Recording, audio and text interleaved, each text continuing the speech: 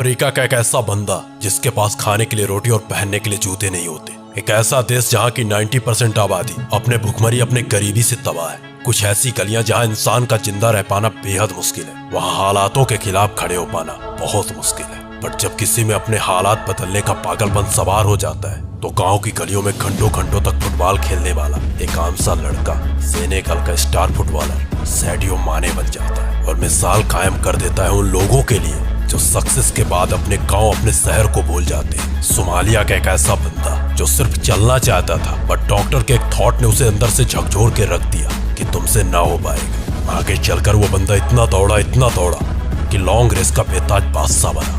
मोहम्मद फराह एक Indian middle class लड़का अपने हालातों के खिलाफ खड़ा हो जाता है और दुनिया में सबसे आगे भाला फेंक कर अपने देश अपने वतन की शान बन जाता है। जहाँ लोग जैवलिन का नाम तक नहीं जानते थे वहाँ अपने नाम को ब्रांड बना देता है। नीरज चोपड़ा क्या सोचे कि ये सब आसानी से हो पाया? नहीं, ये सब अपने हालातों के खिलाफ खड़े हुए। ये खड़े हुए उस दुनिया उन लोगों के खिलाफ जो कहते थे तुमसे ना हो पाएगा, तुम्हारे बस की बात नहीं। और आज यही बंदे उन लोगों के लिए मिसाल बन चुके हैं जो बिना लड़े हार मान जाते हैं, क्योंकि हालात किसी के भी अच्छे नहीं होते। अक्सर लोग हालातों के खिलाफ खड़े हो जाते उन्हें बदलने के लिए, क्योंकि जिन्हें पता होता है कि जिंदगी आसान नहीं होने वाली है और न ही तकदीरों से कुछ होने वाला है। कुछ चीजों को पाने के लिए हालातों के खिलाफ खड़ा होना पड़ता है। कुछ ऐसा ही किस्सा है हंगरी के बेस्ट शूटर कार्लोए का। ये बंदा अपने जमाने का बेस्ट शूटर था बट किस्मत को ये मंजूर नहीं था, बिकॉज ओलंपिक से ठीक 2 साल पहले उसके उसी हाथ में ग्रेनाइट फट जाता है जिससे वो शूटिंग किया करता था। उसके सारे सपने तबाह हो चुका था वो बंदा, क्योंकि वो चाह कर भी शूटिंग नहीं कर पा रहा था। अब ऐसे हालात में ना तो वो जी पा रहा था और ना ही मर पा रहा था।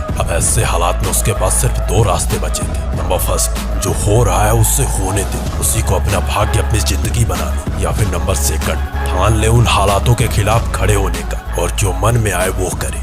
उसने दूसरा रास्ता चूज किया। उसने चूज किया अपने हालातों के खिलाफ खड़े होने का। 1 साल तक उसने सेकंड हैंड से प्रैक्टिस की और प्रूफ करके दिखाया कि वो अपने कंट्री का अभी भी बेस्ट शूटर है। जब लोग सोच रहे थे कि उससे ना हो पाएगा, वो नहीं कर पाएगा, तब उसने अपने सेकंड हैंड से लगातार ओलंपिक में 2 बार गोल्ड मेडल जीता। बॉस, हालात मायने नहीं रखते, बस जीतने का जिगरा होना चाहिए। जिगरा होना चाहिए हालातों के खिलाफ खड़े होने का, क्योंकि जिंदगी आसान नहीं होती और ना ही आसान होने वाली है। बस यहाँ वही टिक सका है जो अपने हालातों के खिलाफ खड़ा हो सका। जरा सोचना, अगर उस दिन रतन टाटा अपने हालातों के खिलाफ ना खड़े होते तो क्या आज टाटा मोटर्स होती? जरा इमेजिन करना कि अगर उस दिन अपने हालातों के खिलाफ खड़े होकर उस माही ने रिस्क ना लिया होता तो क्या इंडिया को महेंद्र सिंह धोनी मिलता?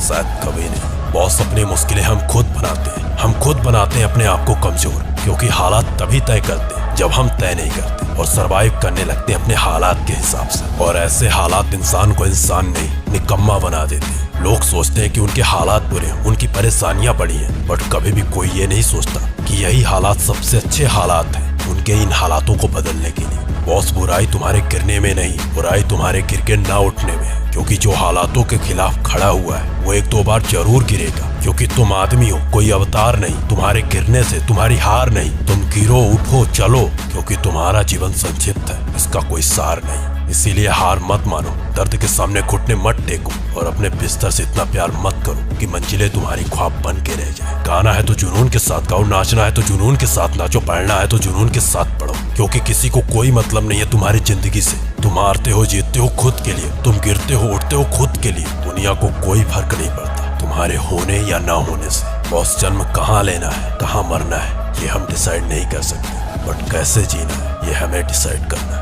हालातों के खिलाफ खड़े होकर या फिर हालातों के साथ।